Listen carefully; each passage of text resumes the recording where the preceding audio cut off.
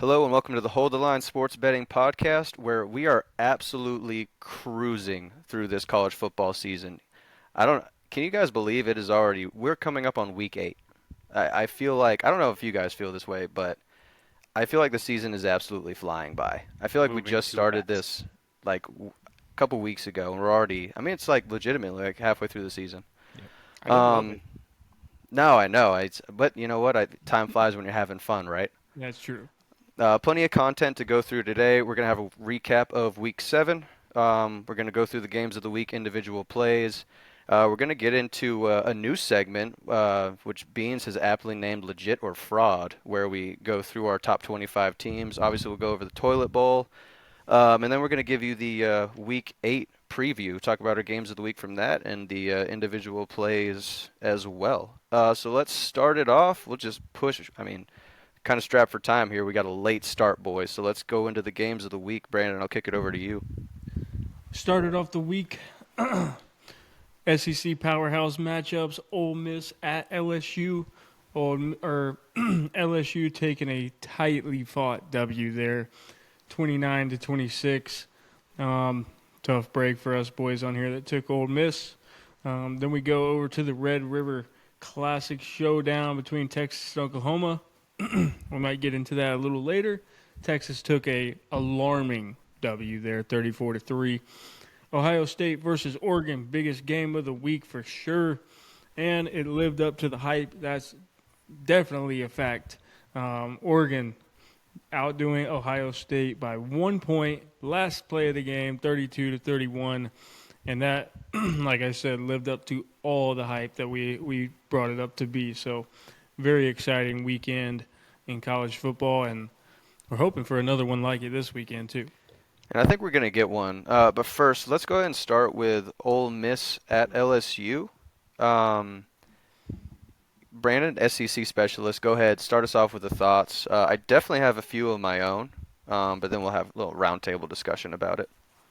Yeah, I mean, I still think Ole Miss probably, top to bottom on their roster has more talent at each position consistently. I think this game, a lot of it had to do with being in Death Valley, um, and just a typical classic Lane Kiffin for me. Like, big game. You already lost to Kentucky. This is a must win. Now you got two losses. Just when the lights are brightest, Lane Kiffin's teams just don't come to play. So it hurts. I had Ole Miss minus 2.5 because I think if they, obviously we could. It's easy to say now, but if they play to their potential, I still see them being better than LSU. Props to LSU. They've been in some tight ball games this year, and they've come away with victories. So pretty impressive that they can stay locked in and finish games with wins, but kind of upsetting. Jackson Dart, I don't know. He's probably dropped on the Heisman list after losing a few of these bad games. Um, but just LSU, hats off to him. So I thought it was interesting because I was watching this game side by side with Oregon and Ohio State, and I thought it was like so funny the difference between the two games. And so like you see like Ohio State and Oregon and how like well executed everything is, just like high level of play from both teams, and you can like see it and watch it in real time. And then you kind of look Right. over to this other game, and like these are top 25 teams, and you just see like penalties, miscues, just kind of Oh, it was bad. some segments where it's like this is top 25 football, and that's kind of what I think there's like a difference between like the top 3-ish teams and like that level of execution. I think those are great teams. And I think from 4 to like 20, you see like these are good teams where they're capable of greatness, but they're also capable of playing really mediocre football. And like within that game, you could see both sides of it. Like moments of greatness from the quarterback for LSU, moments of greatness from Ole Miss, and then there's a lot of like, really? These are top So 25 teams. I think because you're right, there was a lot of moments where it was unorganized, and I think that's how LSU usually plays. It's kind of undisciplined, it's kind of chaotic at times and stuff like that. I think on the flip side, Ole Miss is usually better than that as far as penalties and stuff like that goes. I think crowd noise and all that was definitely a factor. And I'm one that usually says that these guys should be used to that kind of noise. I think this game in particular, that had a lot to do with some penalties and some miscommunication and stuff like that. But I think that's how LSU plays. We saw that in the South Carolina game as well. So when they Yeah. went to South Carolina, but I just think it was chaotic. Yeah, I think Typical SEC game. in this type of game, I think it's just home team wins. You see what happened last year when they played. I just think if they were in Oxford, Ole Miss might could have held on, but like you said, like Lane Kiffin, he just don't win these big games on the road. I think it was like, to your point, Nussmeier went 22 of 51 throwing. So, not great It's football. erratic. Yeah, it's erratic. LSU's defense also had 6 sacks. So, they looked a lot better than what they have been, but it was also coming off a bye. So, I think that's what it was. I think it was the Yep. rest advantage, and they had 2 weeks to prepare for this game as Ole Miss only had one. Yep. With this one, so the first half kind of went how I envisioned it, like a slower start from LSU. And Ole Miss was actually up 17-13 at the half, so my bet actually hit, which I was surprised about. If you look at the final score, you would think like, I don't know if that happened, but just because it was so chaotic. But by the end of it, I think it was 18 penalties between the two teams or something crazy like that. It was almost 200 yards worth of penalties. I'm pretty sure it was like Yeah. 18 penalties, and 4 turnovers. So I was just a really mixed bag, and a messy game for two top 15 teams. Yeah, I We mean, got like, it. Yeah, go ahead. Nussmeier didn't really play that great, but the last 2 snaps for his game were perfect. Scored a touchdown to tie the game, and then on the first snap of overtime, he scores a touchdown to win the game. Just like against South Carolina.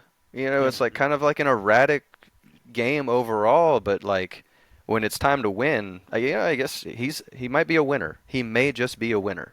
I don't know if he's a great quarterback, but he might be a winner. I think I agree with that, and it's really just like I think they play more disciplined teams, like the top teams we talk about in college football alone. I think they kind of get left in the dust with all their mistakes and stuff like that. But it's one of those teams that you can definitely say you can't let them hang around because they For will come sure. back and bite you at the end. For sure. Let's slide over to. I'm going to save Ohio State, Oregon. Game of the year, part two. We'll go Texas, Oklahoma. Nate, Yeah, go I ahead. You mean, start. Dude, the only thing I got on this game is Oklahoma's a garbage can, bro. They got such an awful offense, and I'm not saying It's Texas has a worrying. bad defense at all. Texas is legit, but Oklahoma, man, they're just a bad football team. Venables is fighting for his job over there. Go I know ahead, Brandon. I know Brandon's itching to go right now. Yeah, I know. I didn't want him I to go mean, first because I was ready. I told you guys I was gonna go, but go ahead, I'm Brandon. I know you not. want to I'm talk. not one to usually say I told you so, but I did tell you so. I mean, we went over the stats last weekend before on the preview, and I mean, just going over the stats again after this game It lined throughout up. the SEC. Oklahoma actually has the worst offense per game, yards per game in the entire SEC. Yes, that's worse than the Kentucky, whose offense sucks. The Vanderbilt, who's never. I mean, they're better this year, but I mean, that's saying a lot from the previous Oklahoma teams and offensives that we've seen. That is like a complete 180 from where they were at a couple of years ago and where they are even last year and the year before. It's just I don't I think this is more so Oklahoma is that bad. Hats off to Texas. They did what they did what they needed to do. They're a really good team, but this will not go into my book as the Texas Longhorns have been tested game. Even though it's their biggest rival, even though it's all that, this Oklahoma team is bad. Yeah. I knew it was over when Texas fumbles and it's going to go out for a touchback and then they recover for a touchdown. I was like, yeah, Yeah. that's when everything basically fell apart for Oklahoma because it Yeah, was because it's three one of the nothing at few times, yeah, it one of was the few three times I nothing actually at made a first mistake. quarter. So like it was pacing well, and I thought we were going to get a little bit more out of the Oklahoma offense. If you'd have told me Texas is going to score 34 points, I would have told you there's probably about a 50% chance that this hit that plus 14 and a half hits because all we needed was 20 points. Yep. Yeah, obviously us three, we had the plus 14 or plus 14 and a half. I got Oklahoma offense is it's trouble. It's just it's a tough watch, and it's like I'm not used to seeing that to that extent from an Oklahoma team. It's a really tough watch. But also it kind of shows me, to me, I actually think Texas might be the most complete team that we have. Uh, the barometer has not truly been set. Like they haven't truly been tested. You can't look at anyone they've played and been like, that's maybe Michigan. I maybe, but I still think they're fringe. That's like a top 20 team. You know, it's not. There's The a very test real is, possibility they could be unranked after this week. I'd say their yeah, offense has been tested because they faced two pretty good defenses in Michigan and Oklahoma, but their and defense hasn't. the least amount of points they've scored is how many? 34, 31, I think. Yeah, so I wouldn't they're even. pretty I complete. wouldn't. Oklahoma's defense is trash too. So They are not that bad. I just think they have to be on the field for That was so long exactly what I was gonna say. It's because if the offense puts up points, they can stop them. what was the But when score in the they're on the first quarter? 3-0, yeah. You know, But so and then it's when they're on the field for 40 minutes, 45 minutes of the game, yep. Sounds you're familiar. you're gonna give up. You're gonna give up 40 points. But that's the issue. That's exactly what I was going to say. I don't think inherently they're a bad defense. I just think they have to work way too hard to, by the end of the game, they don't look that good because they've been on the field. Time of possession is almost always in the other team's favor because Oklahoma's offense can stay on the field. Hmm. Yeah, I don't have a ton on that one. Like again, I don't think Texas has truly been tested, but based off of what I've seen eye testing it, they are the most complete team. Um, but we will find out, and we're going to get to that later on in the show. Let's go game of the year part two. Ohio State at Oregon. Absolute banger. Will, go ahead and start us off with this one. So I will be honest, I didn't get to see a ton of this game. It was the girlfriend's birthday this past Saturday. Tough times. Just a Just in really the bad way. day to choose. Just in the way. Um, but I did get to see the highlights, watch the end of it. My bet was never really in doubt. I had the over. They were basically knocking on the door at halftime. So that was my bet was that's the only one I hit in games of the week. So but the one thing I took away from it is good offense always wins in college football, unless you are the 2021 Georgia Bulldogs. That's it. Unless you have the greatest defense of all time, offense always wins. Like Like, it does not matter. I think you said that last week too, and that held very true. I mean, Probably. it's just two good teams that it's a must-win. Two top five teams. That's how is the same thing with Georgia and Alabama. And those defenses to me look like they might have been affected by that game. So we'll see how it looks going forward. But you expect the offenses if it's two elite teams to, because it's all about execution. And if an offense executes what they're supposed to do, the defense isn't supposed to win. And so I think and that's what I was talking about. Like the difference between the two games that I was watching side by side is one was really well executed and the other one was not as well executed. But the really well executed game is normally going to be a high scoring game because the offense is supposed to win if they execute. Yeah, I think both quarterbacks actually played really well to me, um, barring the random slide as time expires, full Nico style, like instead of going out of bounds. Um, but yeah, both QBs played pretty well. But one little stat here: Ryan Day is now 1-7 against top five teams ranked. mm, So, Mm. I mean, Ohio State's got a choice. I mean, he takes them to the playoffs, to good records, everything. But he has shown time and time again he cannot beat the the top teams to win a national championship. I mean, arguably the Ohio State team with C.J. Stroud outplayed Georgia in the playoff, but they didn't win. So like, and I think now, what is he like? Probably 1-3, 1-4 against Michigan, their biggest rival, Yeah. True. something like that. And now now they're probably gonna start a new rivalry with Oregon with them being in the Big Ten. You start out 0-1, get off on the wrong foot. So that's my biggest takeaway is Ryan Day cut out for Ohio State. And I just want to say, absolute masterclass coaching moves by Dan Lanning. At the end of the game, 'Cause yeah, I believe that 12th man on the field penalty was on purpose. purpose Yep, on purpose. he said it. for the clock to run down a little bit longer and have them give, the slide play at the end. I think that's just a Dan Lanning move where he's been coaching for like 10 plus years, and then Ohio State side not catching it, and to slide and go out of that game with a timeout in your pocket, that's insane. Yeah. Can't have Yeah. that Aaron happen. Murray. Lack of experience. No, I Did y'all don't see where like. they already- You don't necessarily game plan for that maneuver right there. Did y'all see where they already fixed that loophole in the rules? Yeah.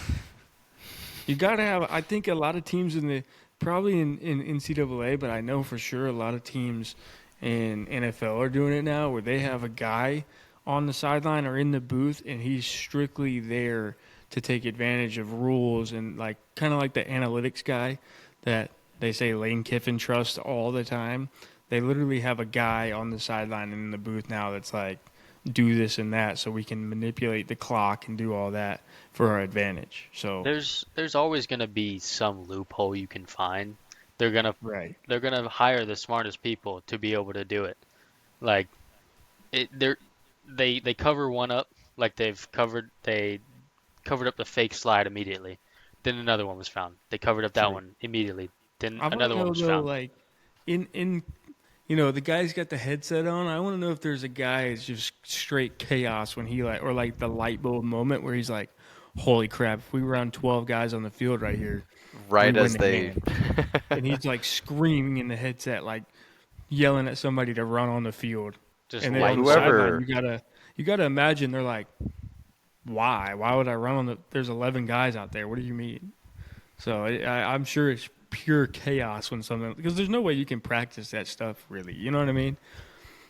Well, I mean, yeah, and even if you did, it's for a situation. That's the only time that situation might happen the Right. entire year, and it just happens to be like it's like their most important game. So obviously it worked out fantastically, but mean, like that- how much game planning goes into like that, just in case there's freaking 12 seconds on the clock or whatever it was. Exactly. That situation may happen once in a career, not even once Yeah, in a year. but everyone's gonna talk about it. So Yeah. no, that was a big brain move, as the kids would say. Big brain. We got anything else on this one?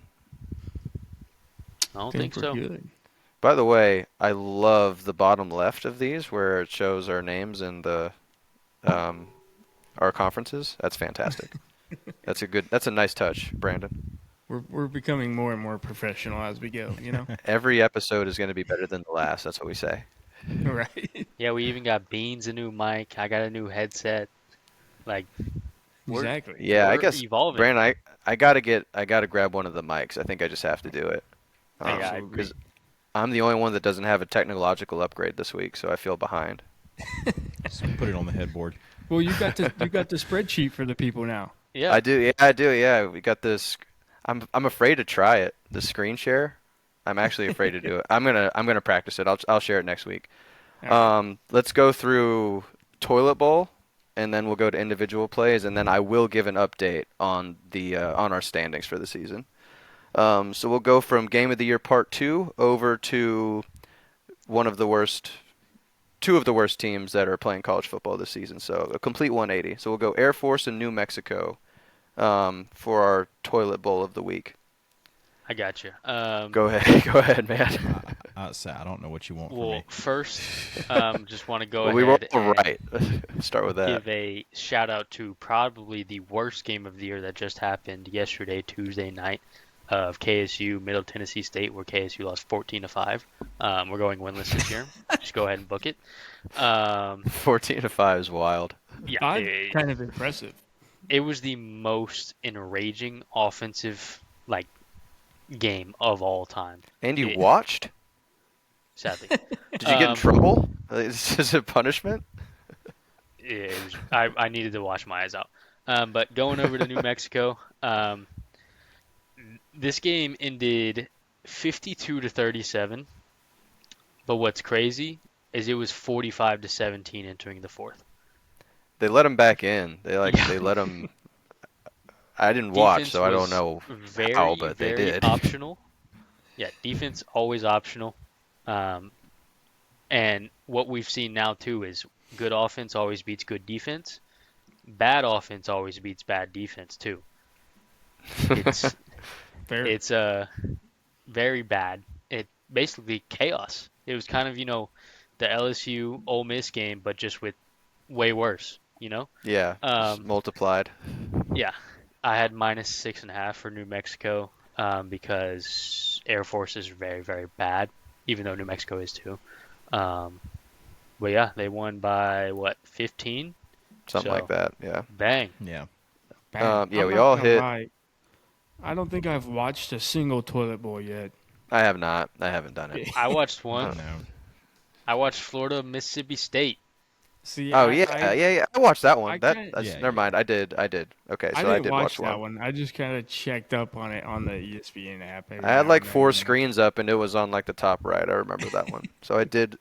It was on. I don't know how like into it I was, but I did watch it. I will say I was into it. I know. Kinda I had know me you up. were, man. I know you were. Also, big shout out to New Mexico. The run game, 7 yards per carry and 5 touchdowns on the ground. So you got to give credit where it's due. They did face kind of an inferior opponent, but that's still well executed day as far as the ground game's concerned. So big shout out to them. Air Force is more focused on serving our country than football. Well, yeah, And, they're going to win know? in other areas, just not on the football field necessarily, but in other areas they're going to win. All right, let's so we'll grind out individual plays and then team of the week, dog of the week, disappointment of the week, and then we'll do a little baked beans where we'll do the top 25. What was it again? Something or frauds? Legit or fraud? Legit or fraud. Legit or frauds. All right, I got to get that right. Individual plays. Let's start with Nate. You go first. Yeah, so I actually went 3-0 this week. So 2 out of my 3 weeks in the Big 12 so far have been undefeated weeks. So off to a hot start, 7-2 overall. So first Should have just game kept you in was- the other conference. First game was my plus money play for Cincy to beat UCF. Guys, that was an ugly game, and I'll just get this started by saying UCF is trending down tremendously. They went from talks to winning the Big 12 to being one of like a playoff team. They looked great the first 3 weeks, and then now I think they're on a 3-game losing streak. KJ Jefferson got 100%. benched. He's so Yeah. bad. Yeah, looked really bad, and I think Cincy should have beat them worse. Like 100% should have beat them worse. My next play was Iowa State -3 at West Virginia. Guys, not enough people are paying attention to Iowa State this year. They could definitely compete later on in the year in their conference. Big 12, I mean, I think they could be at the top of the standings, with all the people we saw drop off. Some are kind of just hovering there. They keep dominating week after week. So Iowa State rolled up into West Virginia, handed it to them, beat them pretty easily. They ran away with it later in the game.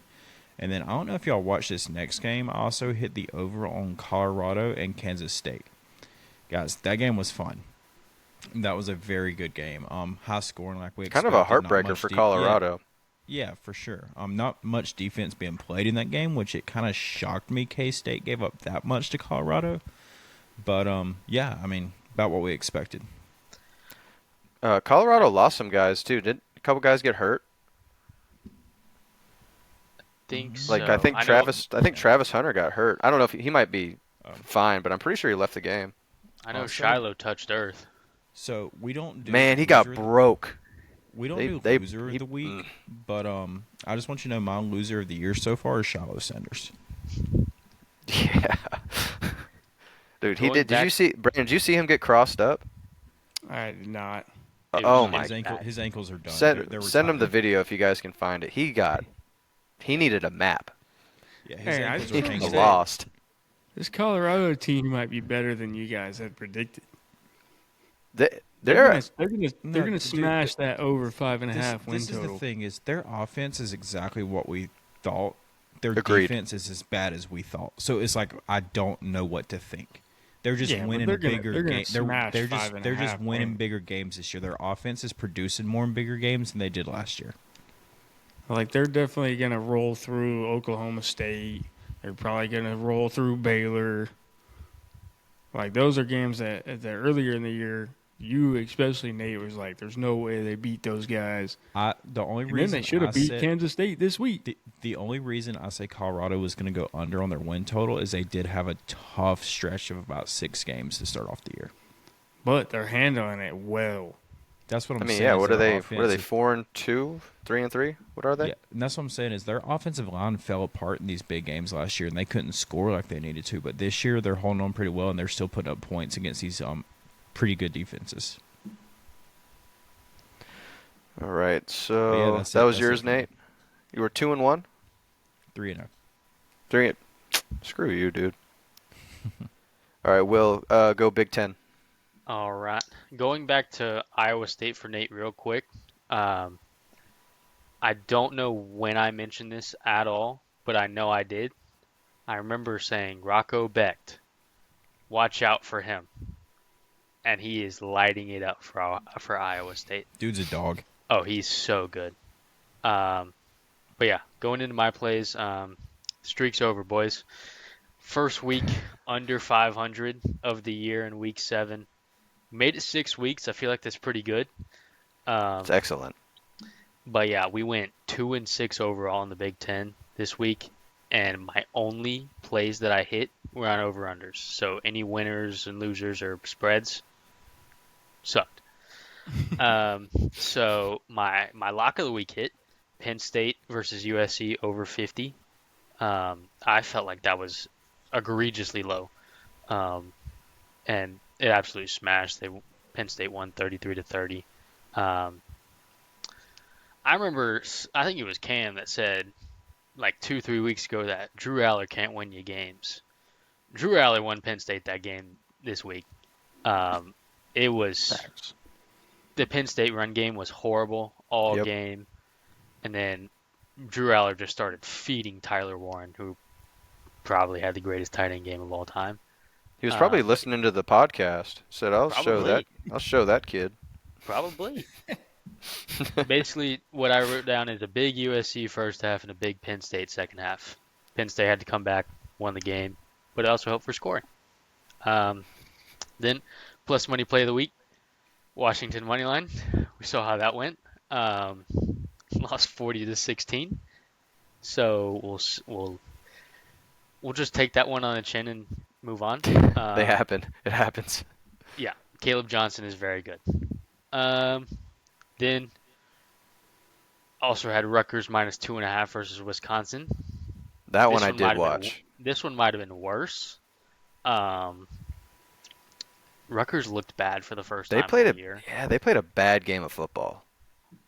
I mean, like after the first half, I think it was what like 21-7 or something like that. They had the worst first half of their season, and they were only down 2 scores. It was like, okay, that's doable. Then they didn't score the rest of the game. Kind of, Kaliak Manis, the quarterback, was 12 of 32, so pretty inefficient. And his Yeah. 12 completions went for 103 yards.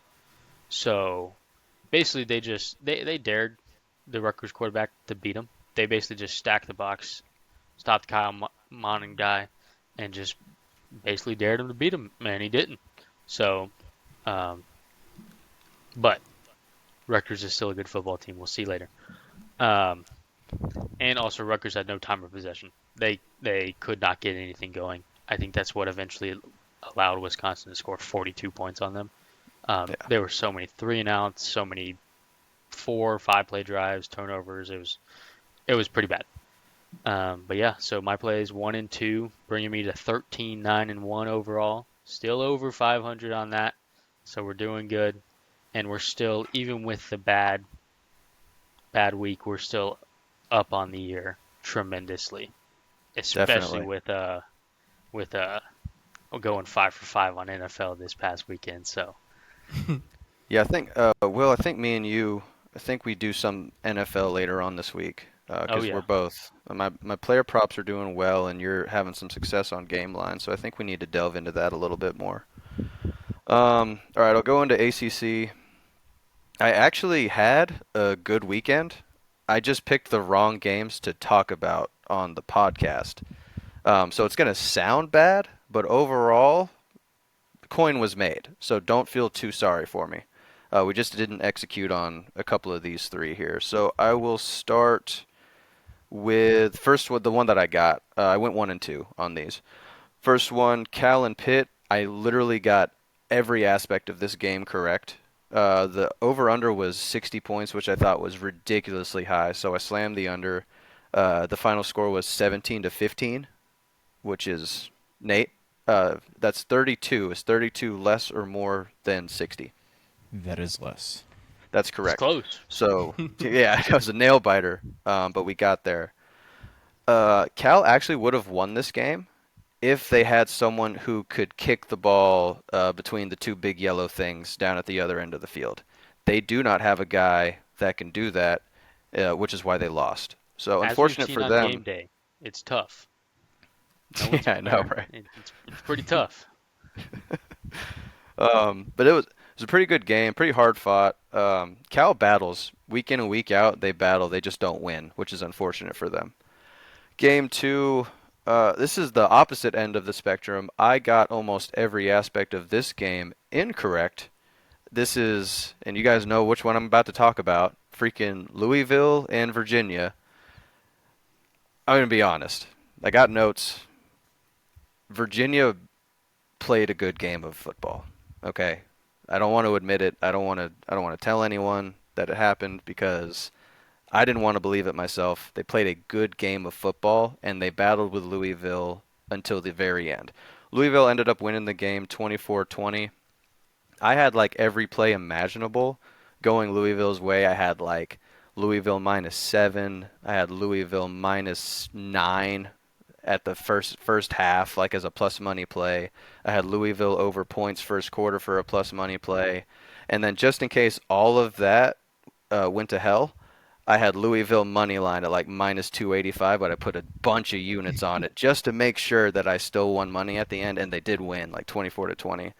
But shout out to Virginia. They played a solid game of football. It cannot be denied. Last one.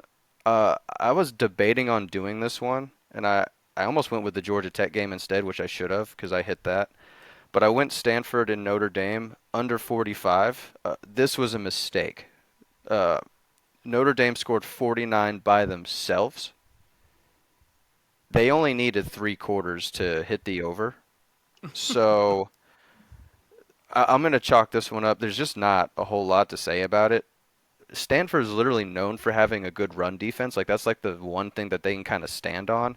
And Notre Dame ran for like 229 and four touchdowns, and that was like halfway through that point they took their starters out and just were running with other people anyways. And then to top it off, freaking Riley Leonard threw for 225 and then three touchdowns himself, and he doesn't even want to throw the ball half the time. So, well, this is a massive L for me. I really thought Stanford was going to be competitive, and I truly think they may have given up on their season. Notre Dame executed well. They won 49-7. I had under 45, did not hit. So 1 for 2 in my ACC plays that we talked about. Brandon, wrap it up with you, and then we're going to move on to Team of the Week, Dog of the Week, Disappointment of the Week. Yeah, we're going to start off with the one we missed badly. We started off with Georgia. I had Mississippi State under 9.5 points in the total game. They scored 31 points. Just, short recap. A little worrisome about Georgia's defense. I think me included for sure, as a Georgia fan, really want to see this team that went back-to-back national championships kind of got used to the fact that pretty much they should dominate every single game, and it should be like 50-0 every game, and anything short of that is just a disappointment. When in reality, they won an SEC matchup, they gave up a lot of points. Carson Beck threw for almost 500 yards, 3 touchdowns, so not a bad day. I mean, we spread the wealth all around. I think 11 guys caught passes for over 10 yards, so not a bad day. Georgia still won, so that's a W, but we missed the 9.5 by a mile. So I think this was a classic trap game.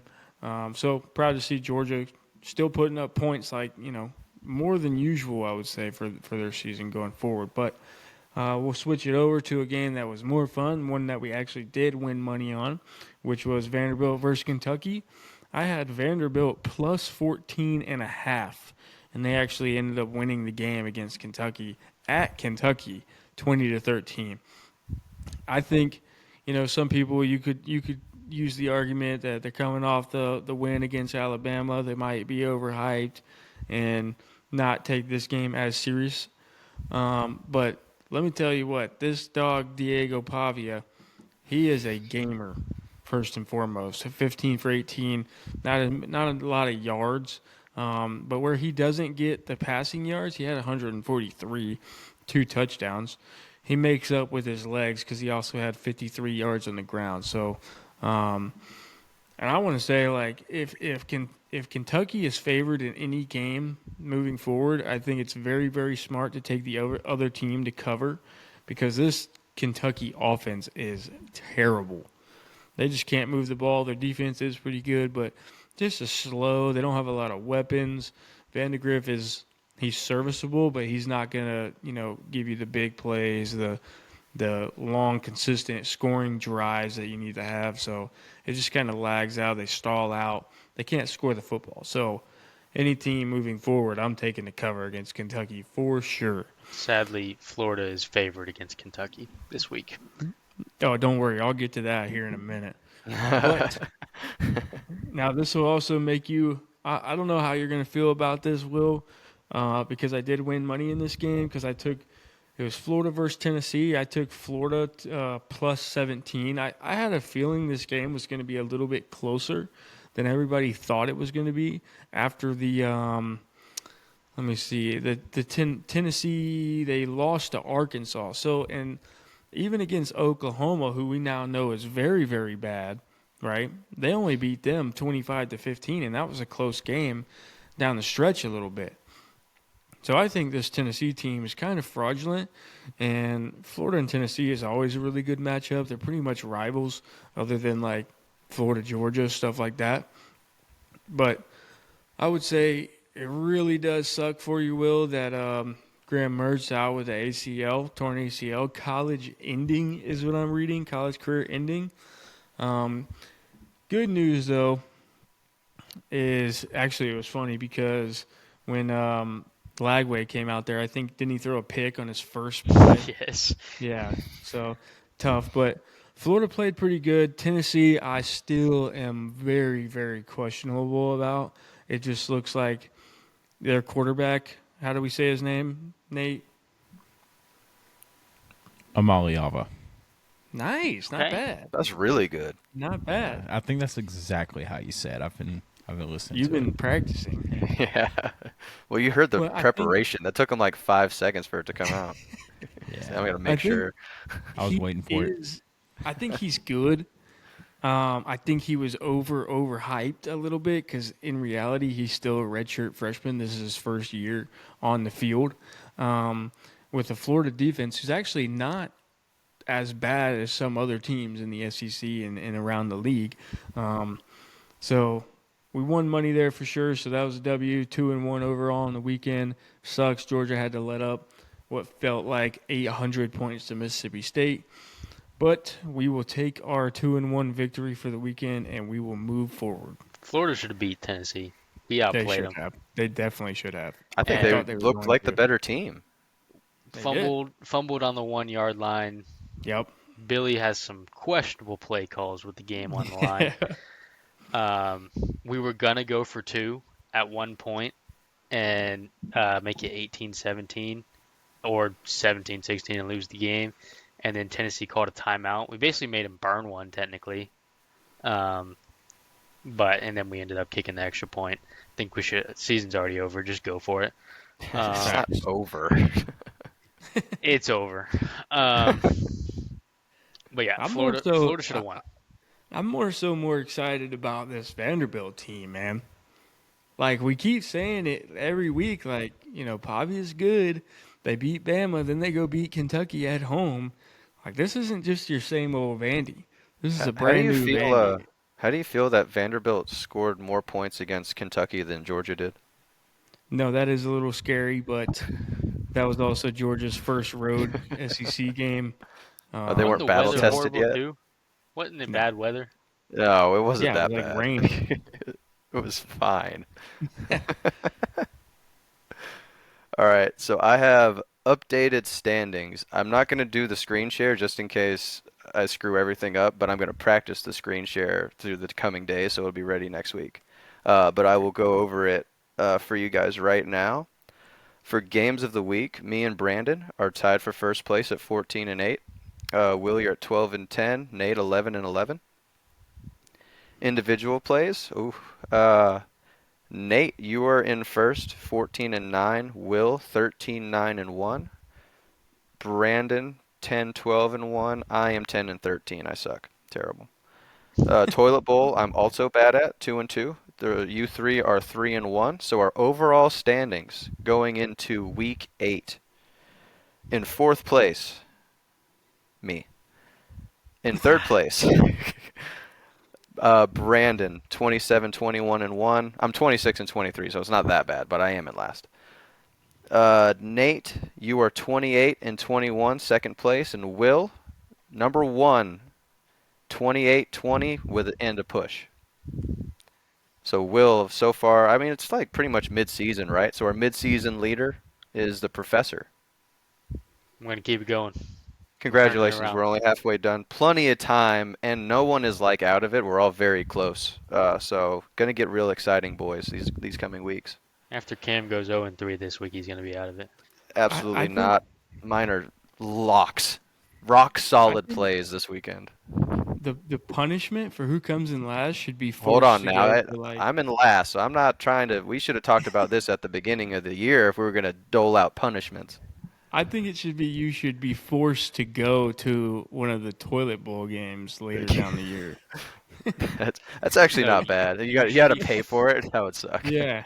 it better be a Kennesaw State football game. It'd Like have to like be. We got to wherever go it is, local. you have to pay for it all. So like if it's like in California, you got to get on a plane and like Oh, record tough. yourself. Like you got to vlog the game. Brutal. Do we make that like toilet bowl game for week 1? Is that what we do? Like that's the That might punishment? have to. That might be it. It's actually not. Give me whoever loses, not me, because I'm not going to lose. Gives whoever loses time to save up money, Right. Exactly. because it could be in like Idaho. It's kind of tough since we got fired, but Or we do Well, it like you the guys are the working last again. You game. guys are good. We got yeah, time. yeah. Or we do it like the last game of the year, and like it's in Idaho, and it's like 10 degrees outside, and you have to Do go like an sit out there. FCS game. Or we should make it where like you have to go watch the one of the toilet bowl games, but you have to like fully paint your whole body with one of the teams. Like you got to be that guy on the front row. Oh man, I don't want to lose anymore. All right, I'm doubling down on the effort. There's no way that's happening to me. I was All right, already doubled down. so we're yeah, I know, right? So let's go team of the week. Brandon, let's start with you. Who do you got for your team of the week? Team of the week. Where am I at here? Team of the week is going to be Texas. They did show a dominant performance against their biggest rival. They, like you said earlier, they do look like the most complete team we've seen throughout this, 8 weeks or 7 weeks, whatever it is, of college football. Um, and hopefully that all changes this week. But yeah, we're gonna go with Texas. I'll go next. I'm going to show some love to, because I know you guys have some of the other higher end teams. I'm going to show some love to Arizona State. Um, I think Utah might have been fraudulent a little bit, but this brings Arizona State to this. It's a big win for them. It's an in-conference win. They're 5-1 now. They're starting to make some noise, and they've had some pretty good W's. And I think this is the one that kind of puts them more in the spotlight. They've got a running back who's got a great name, by the way. If you guys look at the top left of your screen, or my top left, Cam Scatabo, fantastic running back, a lot of fun to watch. But I think they're good, man. I think they might make some noise later on. They got some tests coming up, so it'll be fun to see. But that's my team of the week. Will, go ahead. I mean, I don't really have to explain it. It's Oregon. They just beat Ohio It State. is. That's the answer. So yeah, that's my team of the week. You know, big brain plays at the end of the game. Defense stepping up when it needs to. Offense stepping it up when it needs to. So yeah, team of the week's Oregon. Nate. Yeah, I got to go Vandy again. I know I went with them last week. I got to go with them again this week. You know, they are now 4-2 overall, 2-1 in the conference. So, I mean, hey, they're on the road to bowl eligibility, and they play Ball State this week. So, that could be win number 5. It could be, maybe. You never know. They lost to Georgia State. True, and maybe that's their MO is they kind of play down to comp, but then when it's time when the lights are bright and they got to play a good team, it's a good test for them. See if they can Imagine be that complete team regardless. if they just beat Georgia State, they'd be hosting Ball State for bowl eligibility. Are they ranked Just at that point? If they beat Georgia State, are they ranked? I would Five and assume one? so. They'd be undefeated. 5-1 right? SEC team? Yeah. I think if they win the next couple games, they can get ranked. If they That'd can be get crazy. up to 6-2, they'll be ranked. That'll be crazy. Nate, stick with you. Let's go dog of the week. We'll go reverse order. Yeah, so this is kind of a weird one I've already talked to y'all about, but I'm going to go with quarterback for Mississippi State, Michael Van Buren. He's had a really bad year, but against Georgia, he actually threw his first touchdown on the touchdown pass of the year, and he had 3 of them. He threw for 306 total yards with that. So that's why I'm going to let him have it, is just because, you know, he hit his first one of the year, and then he added 2 more on top. Yeah, my dog of the week, Caleb Johnson of Iowa. He was their whole offense against Washington. He scored 3 touchdowns, had 21 carries, 166 yards, and then for 2 rushing touchdowns, and also had 3 catches and a touchdown. So yeah, he was the entire Iowa offense. So he's my dog of the week. I am going to go Jamal Haynes, Georgia Tech running back. Watch this game. It was a lot of fun. 19 carries, 170 yards, 2 touchdowns, including a game-winning touchdown. I mean, it was at the end of the game. It was like 12 seconds left. 68-yard run to end the game and win that game on a touchdown. He's had a really good year and has kind of been slept on. So it's a name to keep an eye out. Probably like an ACC all-conference kind of guy. Maybe like a first-teamer for running backs. But that's mine. Brandon? Mine is going to be Penn State's tight end, Tyler Warren. This Well was deserved. like Will said, the game of the year for a tight end. Dude had 17 receptions for 224 yards. Yes, that is correct, 224, and 1 touchdown. And he's built like Gronk, dude. He's 6'6", 250 pounds, and he was using every bit of those 250 pounds because he was trucking guys. He was running hard. So, dog of the week, he keeps playing like that. He might be in that realm of like the Brock Bowers tight ends. So, All right, reverse the order again. Brandon, back to you. Disappointment of the week.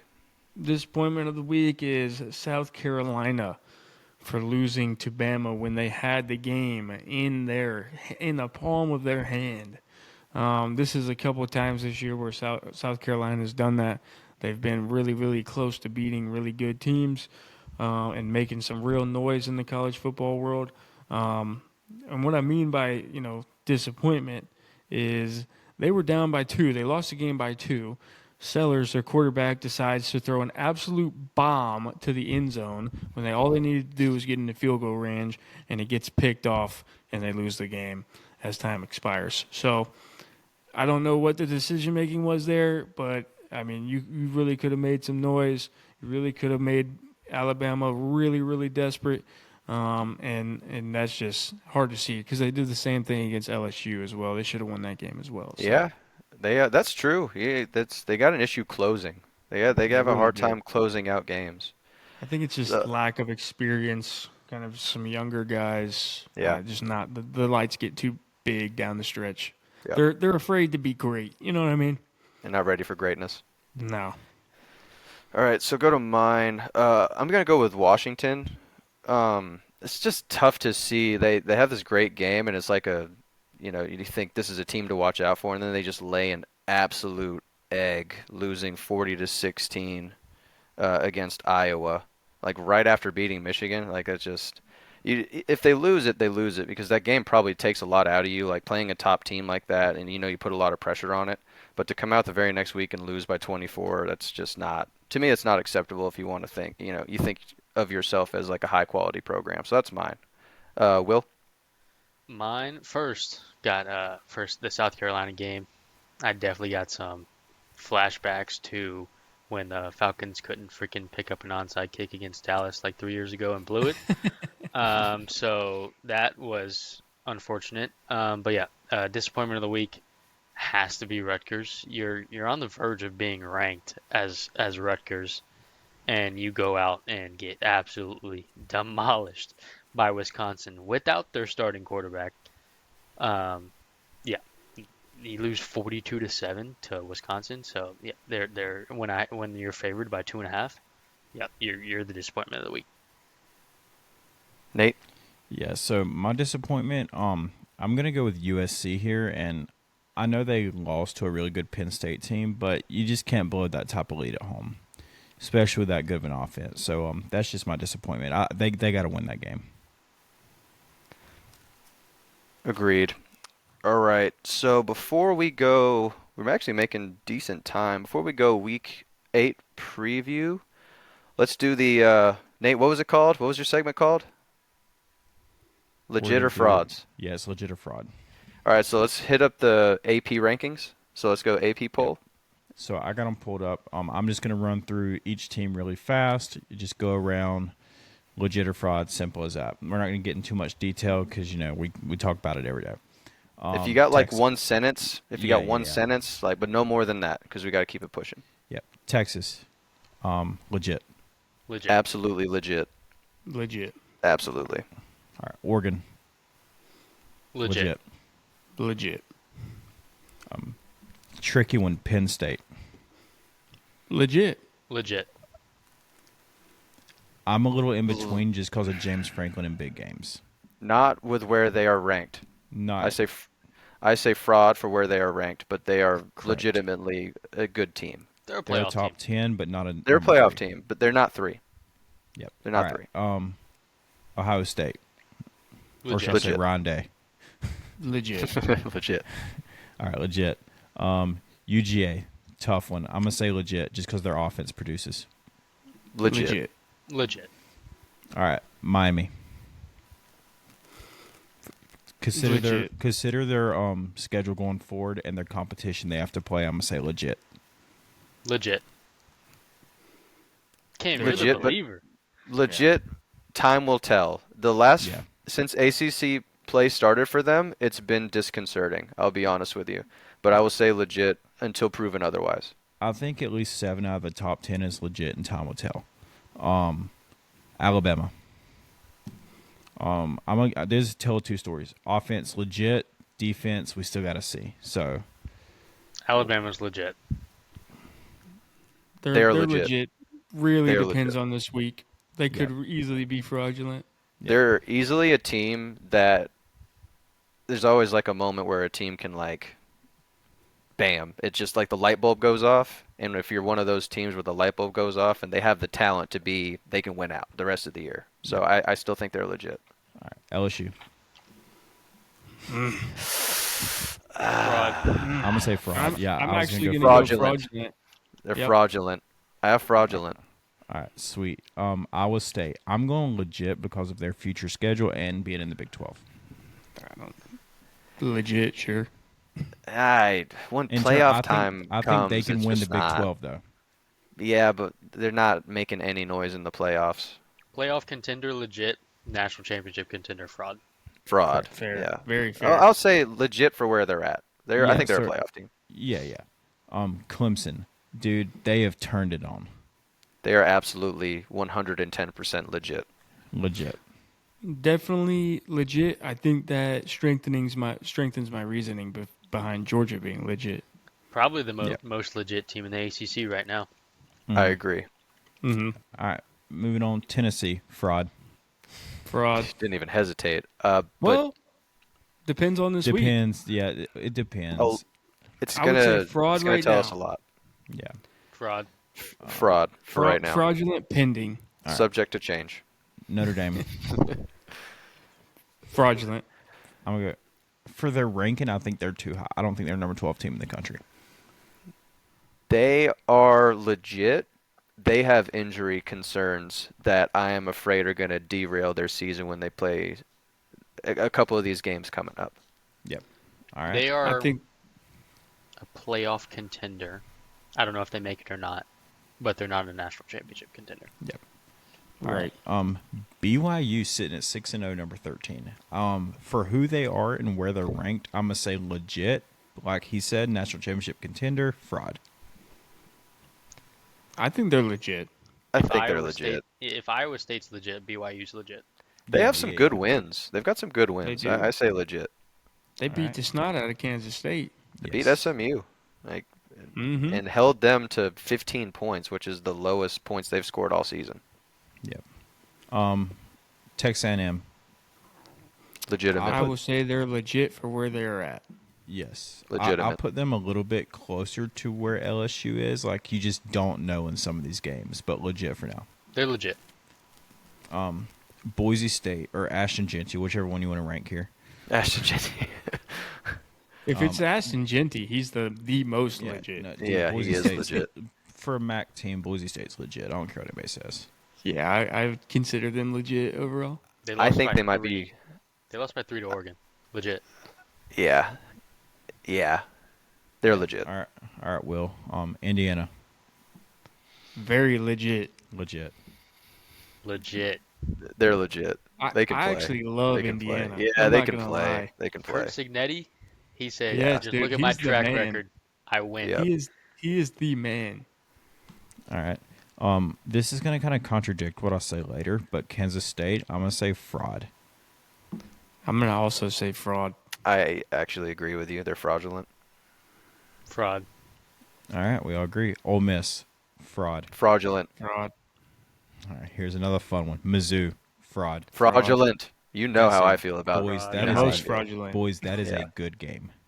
The most fraudulent in the top 25, I think. Mizzou. I agree. Yeah. They don't. Yep. They don't belong. Yeah. All right, Pitt. Uh, For the ACC, I, like watching think they're Pitt. legit. they're super exciting. Unfortunately, they are Fraud. fraudulent. Fraud. Yeah, unfortunately. They're super exciting though. They're like a top they got some 35 tough team. games. Yeah, they're about to get The- exposed. Everybody is a tough game on their schedule except Virginia. There's a gonna- possibility that they could lose out. It's going to get ugly, but they're a lot of fun. But they're fraudulent. I'm sorry, guys. They're legit right now. Sure. Yeah. All right, moving on. SMU, Legit. I love this team. Legit. legit. I don't know. Go ahead, Will. Go ahead, Yeah. Will. They're frauds. Time will tell. Time will tell. It's going to Um, get a lot of fun for them. The Their, Fighting their Illini. schedule, I would say, is easier than Pitt's. Yes. They're going to make Yeah. noise, I'm telling you guys. Mm-hmm. Yeah. All right, Illinois. Legit. For Illinois, legit. If you They, look they, at it like they, that. they have a tough schedule too. They win this week. I think So, they're legit. The way you can For look sure. at Illinois is they're number 22. They're a legit top 25 team.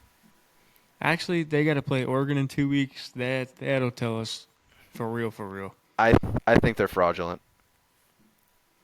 I think the schedule is going to expose them coming up. Yeah. I, We'll I see. think We'll see.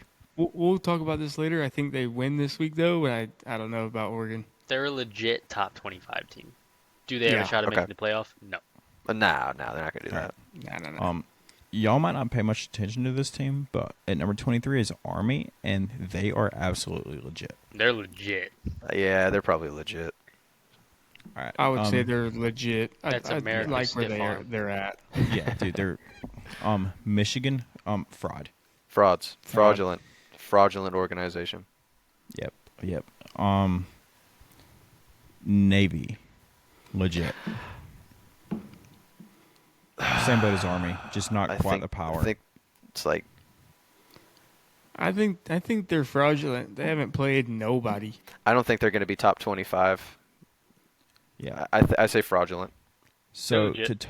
to top this off real quick, I just want to say that I'm looking at the teams that are receiving votes, and as of right now, number 26 is Vanderbilt. Yes, sir. Man, they Go ahead. freaking Legit. Navy got in ahead of So them. Vandy got 68 votes. The closest is Nebraska at 62. Hey, give me Nebraska and Vanderbilt over Missouri any day. Yeah, Yeah. that's. I think that's going to happen before long. I mean, I would love to say yes, but we did see Missouri beat Vandy, but They shouldn't shouldn't have, have. They shouldn't but have. they did. They shouldn't have. I think if shouldn't have. they played again this year, Vanderbilt would beat them by a touchdown for sure. In their current like the way they're trending, I agree with you. Yeah, so that All is right. it. You guys ready? Let's preview week 8. Let's do it. All right, Brandon, over to you. Introduce the games of the week for us. All right. Going in a pretty specific order here. We're going to go first game, Michigan frauds, as we just discussed, against another fraudulent team, Illinois. Michigan at Illinois. It's at 3:30. Over under is 43.5. Probably a good line for that game, not going to lie. Spread's 3.5. Michigan is favored to win this game. Their money line is at -170. You can get Illinois at +145. Moving ahead to probably the second biggest game of the week, Alabama at Tennessee. This game is also at 3:30. Hope you guys got 2 TVs or can split screen. Spread in that game is 3. Over under is 56. Pretty 2 good offenses, so the number's probably right where it should be. This one we'll talk about this one, but we got Bama -165, Tennessee at +140. Then biggest game of the week for sure by far. Game A of the year, part ton 3. riding on this game. We got UGA at Texas. Odds to me right now are crazy. This game is prime time at 7:30. Over under is 56. Spread is +/5. We got Texas -210. The number 5 team in the country at +175. All right, so let's start with Michigan at Illinois. Will, do you want to kick us off with this one? Yeah, I got it. So little stat here for you. Illinois' quarterback Luke Altmaier. His touchdown to interception ratio right now is 14-1. So he's playing some really good football right now. That'll play. Michigan obviously hasn't looked good. I assume Tuttle's going to start. We don't know. I assume he's going to. If he does, I mean, it adds a more dynamic piece to their offense, but it also They all suck. he throws a lot That of whole interceptions. quarterback room, they meet together, and it's just a bunch of suck in one room. Yeah, the only thing that scares me about my pick is that Michigan is coming off a bye, so they have had 2 weeks to prepare for this game.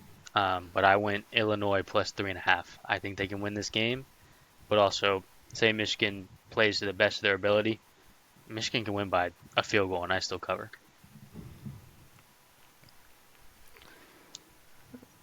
Yeah, I'm kind of there with this. I think this is going to be a close game, but at the end, I think Illinois is going to keep it close, and I think they can honestly win this game outright. Michigan's offense is really bad. Their defense, we also saw, is not as good as we expected, so I'm going to take Illinois +3 in this game. And I'll be honest, like I said, I think they could even win it. I've got some contrasting thoughts. One, the loss to Washington for Michigan looks worse now, in my opinion. Like I feel like just based off of what Washington did following that, it just looks worse in my mind. I'm worried that they're not road warriors. So like you think about road performances, I don't know if they travel well. Illinois has one loss. It's to Penn State, and it was on the road. They have not lost at home yet. That would lean towards Illinois competing in this, home dog. However, I am concerned about how much the Purdue game took out of them. That was a high intensity game, went into OT, and then having to come out and play Michigan, who, while I think they're fraudulent, I also think Illinois is fraudulent. So I'm worried about the effect that that game has on this one coming up. Also, Illinois is 100th versus the run, and there's only 134 teams. Michigan only runs, and that's the only thing they do well. So I think they can kind of like hang their hat on that. For those reasons, I am ever so slightly leaning towards a Michigan win and cover -3 for -120. So I'm going to go against the grain on this one. Yeah, I'm going to go even more so with the grain, and I'm going to take Illinois plus money at +145. This game being out of Illinois, a lot of hype surrounding Illinois this year. I think this is a game they've had marked on their schedule for a long time. Must win pretty much for Illinois to stay relevant. And you did make some good points, Cam. I think game plan for Illinois is simple, though. All you have to do is put 8 in the box, force them to throw the ball. Make them beat you. They can't do that. I get that. It's just, I think, you're definitely right. Illinois is not good at defending the run. But I think based on the teams that they've played, they haven't had to do that a lot. So hopefully they can be good enough to where they can make some stops, get some 3-and-out, stuff like that, put the ball into Michigan's quarterback, whoever it's going to be, his hands, and go crazy on offense. So give me money line, Illinois money line. I think it's a close game regardless. It just kind of depends on which way it falls, but I think it's going to be a competitive game. All right, let's move on to Alabama and Tennessee. Nate, I know you want to talk about this one. Go ahead. Yes. So for starters, I will not even be able to watch half this game unless my colleague allows me to watch it in the dugout, but I have to call pitches, so that probably can't happen. That's important.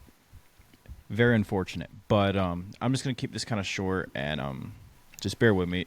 So the Vandy game and South Carolina game, right? What did y'all notice they did against Alabama to, beat them, and then South Carolina to stay in the game? What did they do? Run the ball. They chewed the clock. Yeah. They chewed Kept the ball clock out of their hands. Alabama has proven whenever teams like Georgia, they get the ball, they move fast, they go down, they try to go downfield, they can hang with those type of offenses. So one thing with Alabama is they're going to play up to their they're going to play up or they're going to play down, depending on who they're playing. They're going to play up for Tennessee, I believe. And then along with that is, do y'all really think Tennessee is going to slow down their offense? Because I honestly think their offense gets worse if it slows down. So the biggest thing with this game is Alabama, first and second downs, couple yards here, couple yards there. If you keep them in third and long situations, Bama will win this game, especially with Tennessee trying to move fast, get them off the field. Alabama's offense has been averaging less than 30 minutes a game, which, a lot of people look at that as it's not that bad. That's awful. That's not great. It's because that means your defense is on the field half the time. Yep. But a side note, too, is Bama's offense, I think, is going to have a great day. Kobe Prentice is supposed to be back, and so is Kendrick Law. And then along with that, Tennessee's leading tackler on defense, is out for the season with an ACL injury. They also have a couple more D linemen. I'm not sure if they were first or second string, but they were in the rotation. They're out. And then Tennessee's backup running back is actually questionable for the game. So I think at the end of the day, we have to put pressure on Nico, and I think we can easily cover right here. We could easily get the -3. It's going to be a tough place to play, but you know, that's just my small thoughts on it. I don't want to get too deep into the detail. So I'm gonna preface mine with I am less excited about this game than I would have been if it happened 2 weeks ago. Um, I've been really disappointed with these two teams and just kind of like how they've I don't know regressed, I guess is the right word. I don't know. Um, Two things are true. Okay, Alabama is still able to score the football. They can still score. The second thing, Tennessee is still able to defend. Okay, those two things are constant and have remained true. So let's say Alabama is able to score 27 points, like they did against South Carolina. I think that's kind of like the lowest amount that we've seen. So let's say if they perform as bad as they have, 27 is their floor, right? So let's say they score 27. Is Tennessee able to score 27 points in a football game versus Alabama? With the offense the past couple weeks, I would say no, but in hindsight, yes.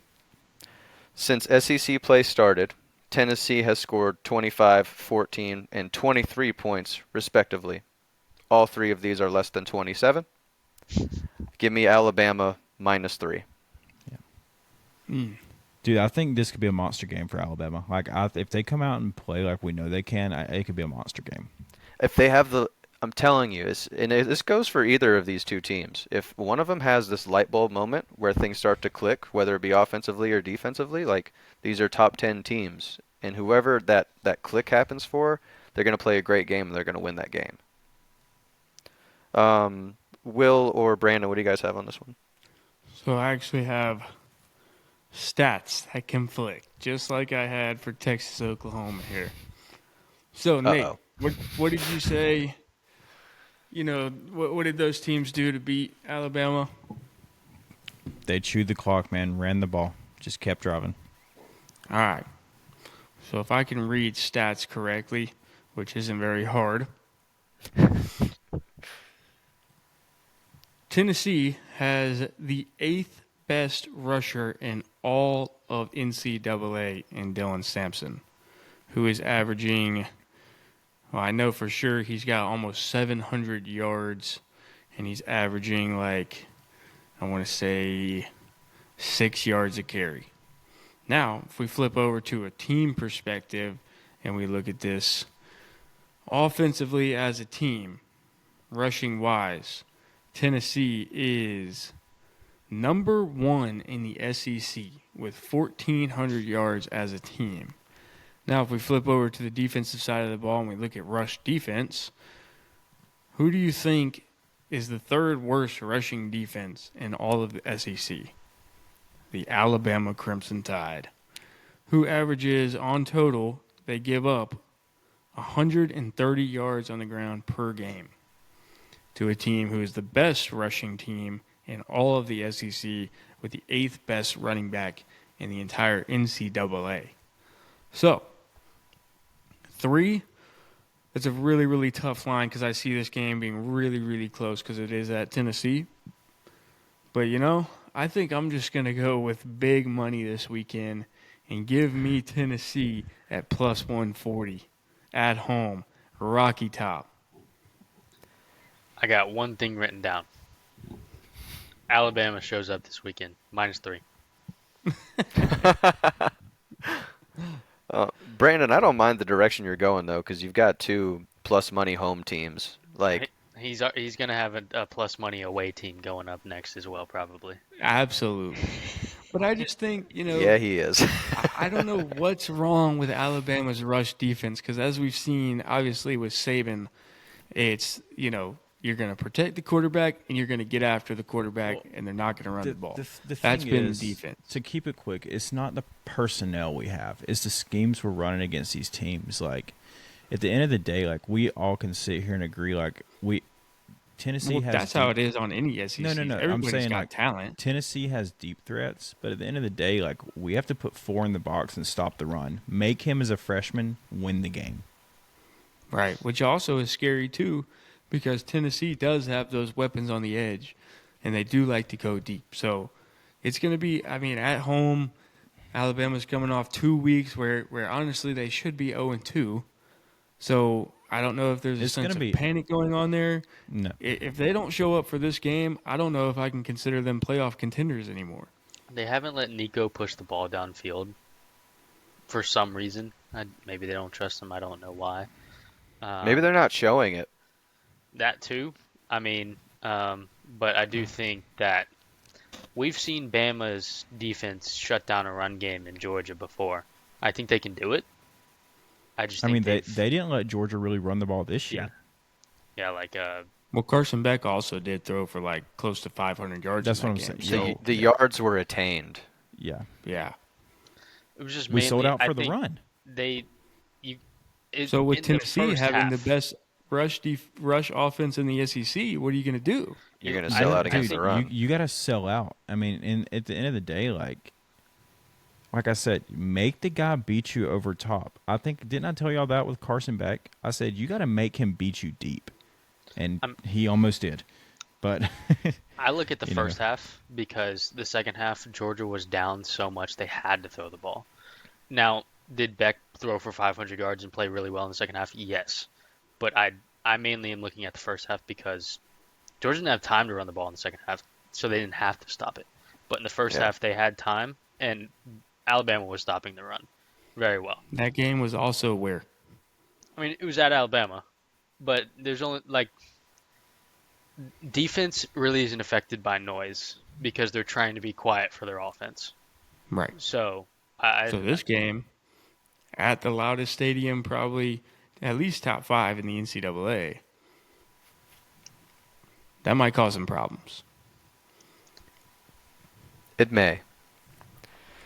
All right. I mean, I'm just looking at it from a perspective where the last 2 weeks Alabama has lost to Vanderbilt with a very, very clunky looking offense and not able to stop a dynamic offense with a rushing quarterback, stuff like that.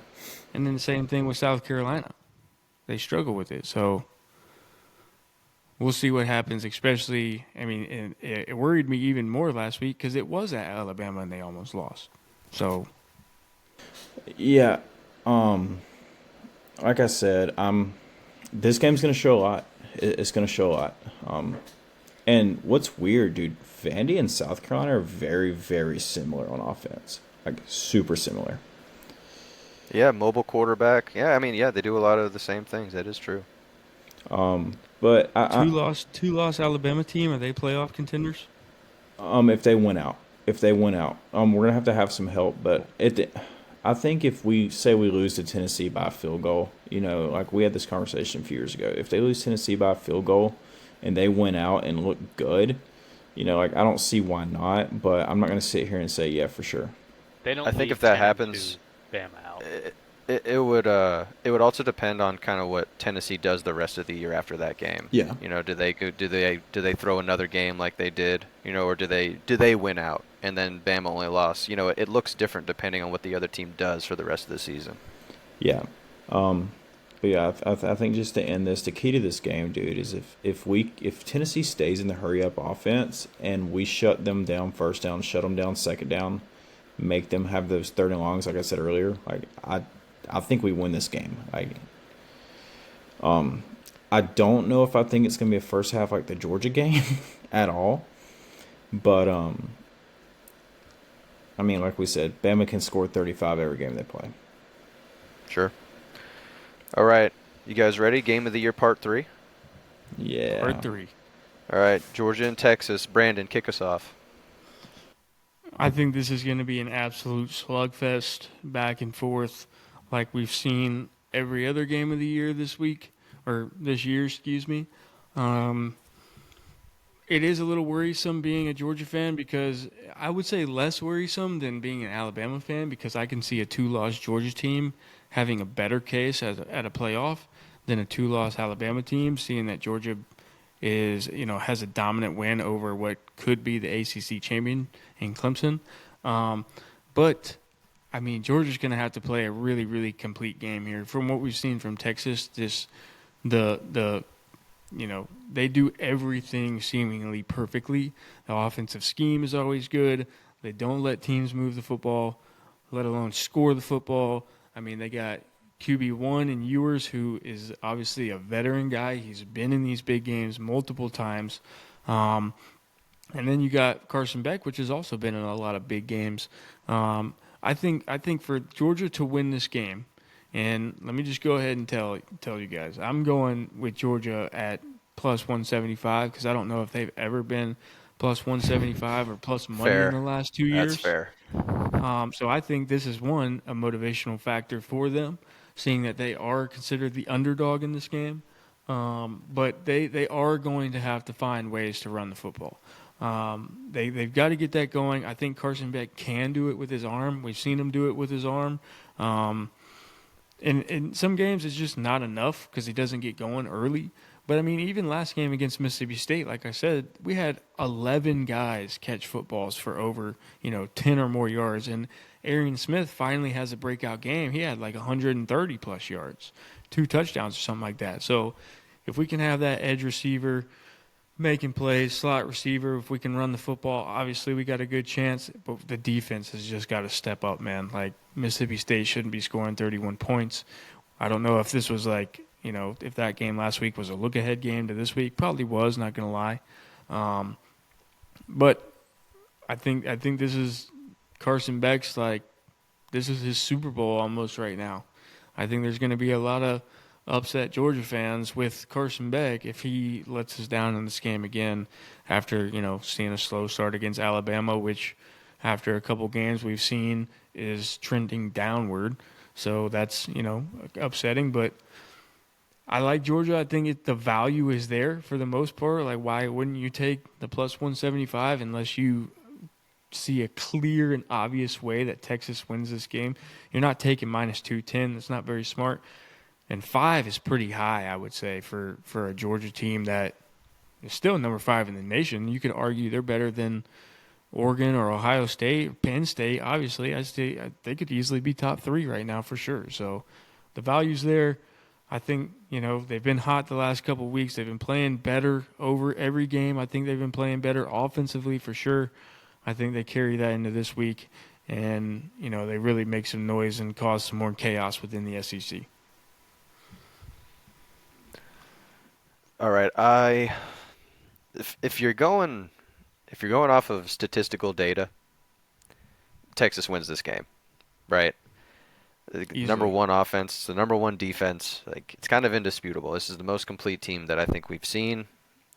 But I'm going to ask you guys, who needs this game more?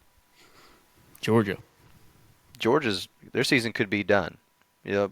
Playoff implications absolutely on the line if Georgia loses this game, right? Texas can lose this game and win out and still be fine and absolutely be a playoff team. Georgia, if they lose this, they are on the borderline. And I know Georgia does not want to be on the borderline because they know how that felt last year. And they don't want to go through that again. I am also going to take the Georgia money line. If I'm going off of stats, that's absolutely not the right play, but I am not. I am going off of heart and hustle. Georgia is going to win this game because they need to win this game. I personally loved the line when it was at 3.5, and now it's gone up a whole 1.5. The cover is, I think, a no-brainer. I think the cover is a no-brainer. I just want it all. It all. So my little stats here is I know they haven't played like the best teams, but even still, Texas is allowing 6 points per game. Even if you're not playing great teams, 6 points is still ridiculous. You got one of the best offenses, and UGA's secondary scares me. It's not as great as it was supposed to be coming into this year. They've had some teams that, Bama torched them. Mississippi State threw for 300 on them. That's not ideal. And then Texas is also the best team in the country getting explosive plays. And what won Bama the game? Explosive plays. So, as much as I hate the line, I have to take Texas -5 because I can't take money line, and I think they win the game. So I'm going -5. Nice. So Okay. I'm actually going a different direction than everybody. Oh, So I'm not going to pick a winner in this game because Georgia showed that they have a lot of flaws this year. Texas, they've been playing really good week in week out, but still, I think Carson Beck can put up some points on them. I'm actually going to take the over. It is high at 56, but I'm going to take the over in this ball game. Just because I think it could get up into the 30s. Like Georgia, I think is going to score on Texas more than people think. I just don't know if they win this game. I actually like that Taking the play. easy way out. But I think again, it's two good offenses. They should execute, right? Like the offense should Yeah, I always mean, win. It's kind of the same theme we've been riding on the last 3 weeks. I mean, you can say it's the easy way out, but like at the end of the day, like this game is tough to if you want to make money, pick a winner. So I'm going to go with what I think is or more of a lock and take the over. Because I mean, Bama and Georgia scored what, like almost 80. Yeah, Right at 80? I was debating on Texas minus 5, which has actually gone down to 4.5 now that I say that. So that's great. Or the Texas over 30.5 points, which I also like. But 30.5 is a lot. For Hey, at 31-26 hits at will I mean, yeah. So, for both of us. True. but yeah, I got Texas. All right, let's switch gears entirely, and we're gonna go from Game of the Year Part 3 to the Toilet Bowl. Will, go ahead and introduce the Toilet Bowl for us this week. We finally got two Power 5 schools that are pretty bad playing each other. A little Big 12 rivalry going. Kansas versus Houston. Believe Kansas is 1-5 and Houston is 2-4. Remember a time when Kansas was ranked at the beginning of the year? I literally wrote this down. I wrote that down. Yeah, it's been pretty bad for them. Yeah, basically, Kansas is 1-5, and in every single one of their 5 games, they've had a chance to win. It's they just can't win games. The moment's too bright. So I'm betting on them not to again. Kansas defense is bad.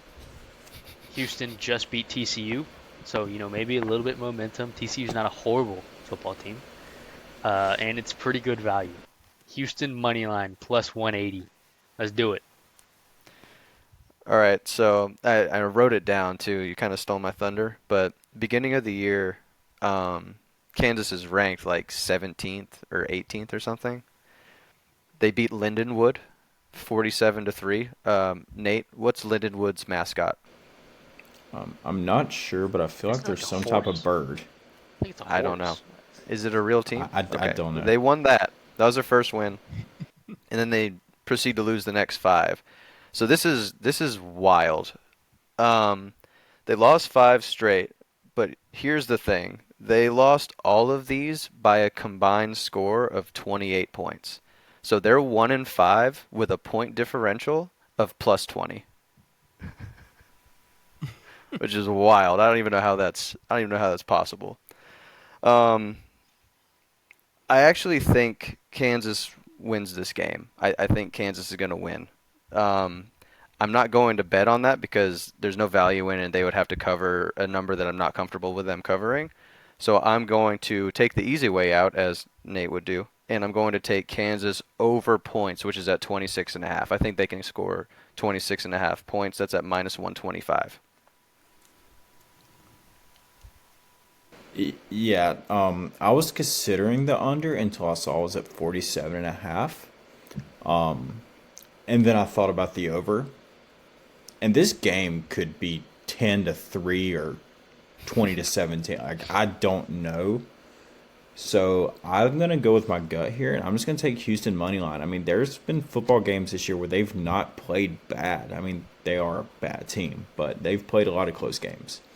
Like you said, Kansas just can't pull it off at the end. So I'm gonna take Houston right here to win in the upset. I actually agree with Nate. I'm probably going with Houston money line, taking them to win. Man. They really should have. I think they should have beat. They could have beat Oklahoma. I mean, that kind of or excuse me, was it this year they smoked the crap out of TCU, right?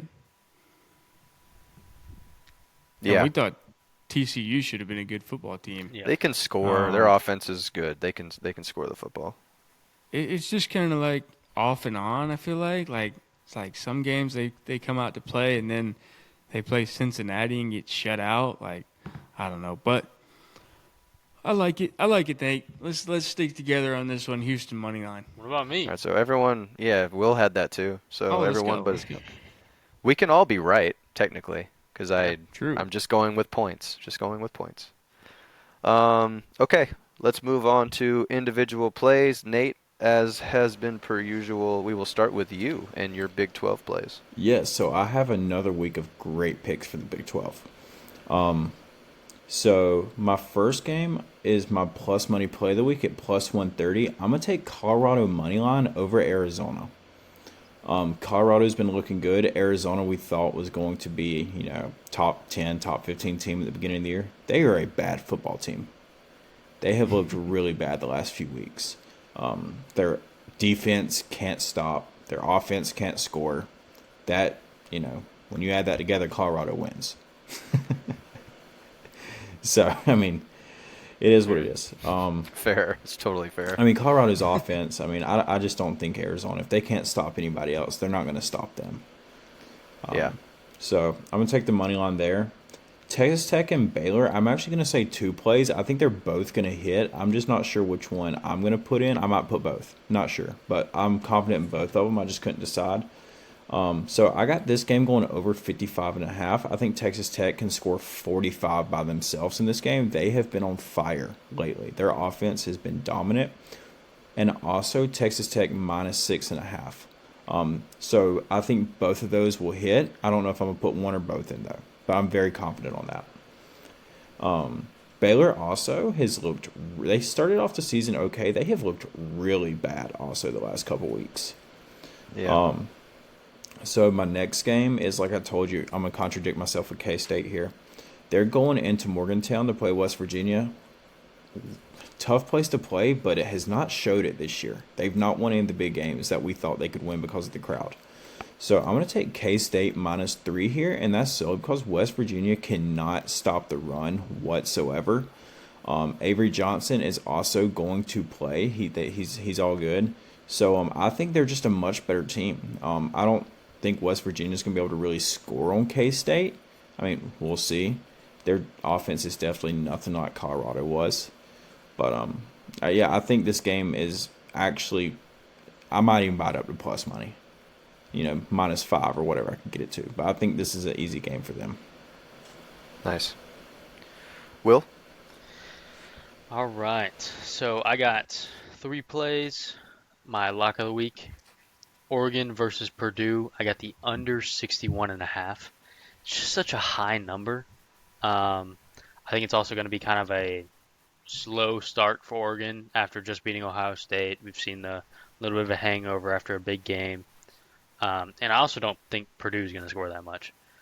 So it's going to be a tall task for Oregon to score 61 and a half almost all by themselves.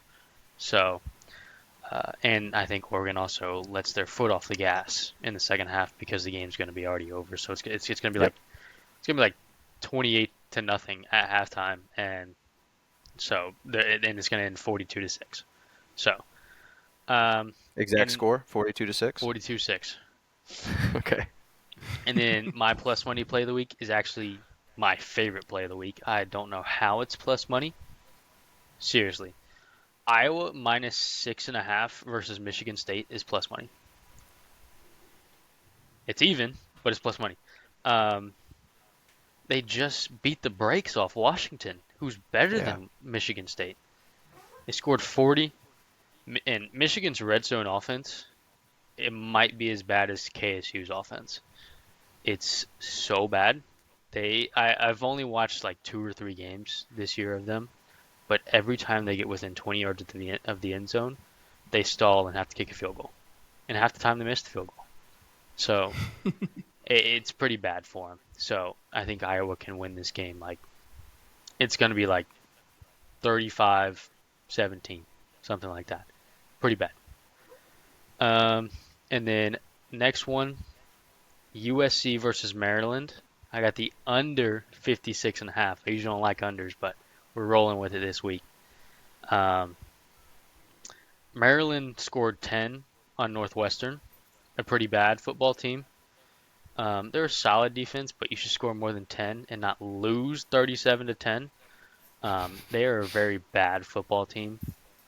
Um, and I also think this game will be over by the end of the first half.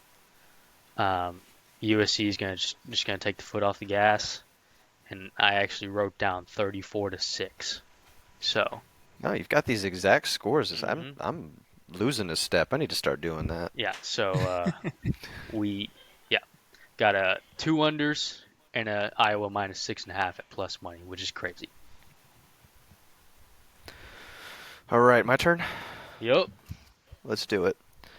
All right, you're gonna see a theme with mine. I don't know. I got a wild hair, so you'll see what this. But I got something going on this week. All right, my lock of the week. There's a caveat to this. Okay, this is Notre Dame at Georgia Tech. There's a caveat. Haynes King got beat up last week. I think he ends up playing because he is a dog. But I think he is limited. Now, if he plays and is healthy, this goes out the window. But I'm kind of banking on him either not playing or being limited. Um, but I'm doing the the exact over. opposite. I'm doing the exact opposite in my plays for Notre Dame. I haven't even said my play yet, Will. But you're probably right. But I'm gonna say I'm gonna do it off. I'm just gonna do points. I'm not gonna worry about game line, but I'm just gonna do points. I will have Georgia Tech at less than 20.5 points versus Notre Dame. Um, I think even if Haynes King is healthy, I think they're gonna struggle to score because of how good Notre Dame's run defense is. I think that's gonna be the difference. I would love to think that Georgia Tech competes in this game because I like Georgia Tech and I like watching them play. But if it goes kind of according to game script, Notre Dame should be able to run pretty effectively. And obviously now we've seen Riley Leonard can throw the freaking ball too. So that's kind of double trouble for Georgia Tech. But I'm going to get away from game line and just go under 20.5 points versus Notre Dame for Georgia Tech. Will, what'd you have before I move on? I'm banking on Haynes King playing. See, I have Georgia Tech to cover. I think they still, if he doesn't play, they're Just not covering. yeah, it's. I But was going for the value because of the doubt that he is playing. So I think he will. I think he might be limited though. yeah, I mean, he got beat up last week, so we'll see. Um, if he plays though, I like that. I still don't know how much they score. All right, so yeah, like I said, you're gonna see a theme here. Gonna go to NC State at Cal. One of my favorite teams to bet on. I dominate betting on Cal, by the way. This is like there's teams that I'm like really bad at betting against, Virginia, but there's also teams that I dominate betting for, and California is one of those teams. Um, with this game, everyone's talking about NC State and how they're like having to travel and how they're not going to be, they're going to go West Coast and play. But I'm like, okay, let's look at the other side of this and see. California went to like I forgot who they played, but they went east, and then went back home. Had to play Miami. Went back east to play Pittsburgh, and now they're going back home like 4 weeks in a row. So I feel like having to do that travel wise is way more difficult than just having to go to the West Coast one time. So with that being said, oh yeah, it was FSU. They went to FSU and then back home and then to Pitt and then, yeah, it was tough. Um, they won none of these games, by the way. All of these games where they traveled back and forth, they won zero of these games. Okay, so the line is wild, by the way, which is it's minus 10 for California. And I'm like, I mean, NC State they've had their flaws, but I just think this is way. I have two things for this. One, the over under on points is 29.5 for Cal. They're not scoring 30 points against NC. They're just not doing it. They don't score that many points anyways unless they're playing a Miami team that's asleep for the first half of the football game. So I have that, but the one I'm going to do is NC State to cover +10. That's at -110. I just think that's a ridiculous spread for a team that's had to travel 4,000 miles in like 2 weeks. Last one, SMU and Stanford. This is another team with just a horrible travel schedule. Stanford, these West Coast teams that have to do this travel back and forth stuff is, I don't know, it can't be fun. Just went over to Notre Dame to lose by 42 or whatever it was. Traveling all the way back home to face SMU, who is fresh off a bye. They've had 14 days off where they didn't have to worry about playing football. They're probably feeling pretty good. Stanford hasn't scored more than 14 points in a game since September 20th. I remember that day.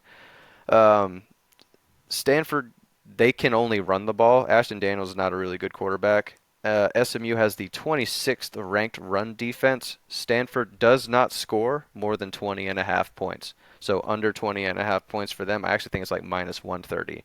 You'll notice I did not have a plus money play in this, which is why I'm doing a bonus play. All right, just for fun, guys. I have a bonus plus money play. This doesn't count, by the way, okay? Because you guys, I know Brandon did one where he did 3 minus money plays, so I'm taking that because I need the wins. But this is a bonus one, and I am going to go FSU money line at +160 over Duke because Duke isn't a good football team. They are fraudulent. It's the most fraudulent 5-1 team in all of football. FSU wins this game. They got another quarterback that is not DJU, and I think that's going to be the reason that they win. So those are my plays. Brandon, go ahead. All right, so we're going to start it off. Will, feel free to chime in on this one, but we're going to go Kentucky versus Florida. It is at Florida. We're actually going to take the under 44.5 at -150. I know that's a really, really low number, but Kentucky's offense, as I said earlier in this podcast, absolutely sucks. They cannot score the football. I think they're averaging like 15 points per game. So that helps us out there. What also helps us out is Lagway is going to have to start and play the rest of the season because Graham Mertz has a ACL tear, so he won't be back at all. He does have a little bit of experience, but in his experience, he hasn't shown that he's very great yet. So hopefully, with Kentucky's defense being as good as it is, even with Graham Mertz, I still don't see them scoring a lot. Just that's Kentucky's MO for whatever reason this season. It's just really, really good defense, really, really bad offense. And Florida, as we know, struggles scoring anyway, even when they're fully healthy. So I still see. If we're gonna do some score predictions, I see this maybe like an 18-9 type of game. Weird field score, goals. but What I is like that? it. 9 field goals? Yeah, I like it. The only thing So we're is gonna go. Florida. We're gonna move ahead. This game's also Hold on. at Will, Florida, so- let Will talk. What does Will have on this game? Florida has a tendency to make bad offenses look very good. That's fair. That's the only issue.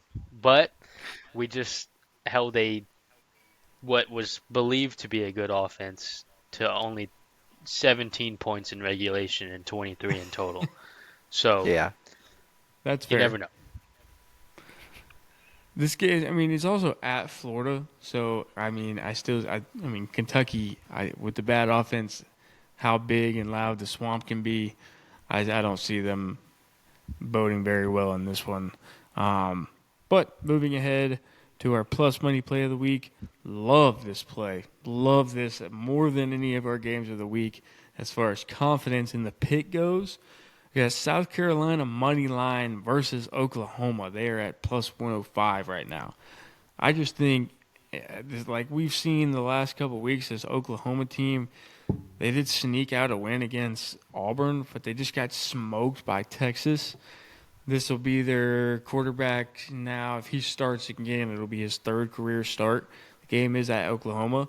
But South Carolina's rush defense and their front four are pretty freaking dominant. And for a third start as a quarterback, being a freshman for Oklahoma, that's a lot to deal with.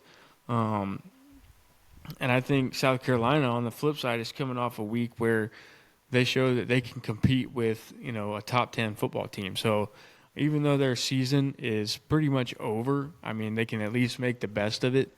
And I think an SEC win here at Oklahoma is right on par with where they want to be. So plus 105, good value there for who I think South Carolina is the better team anyway. It's hard to beat that.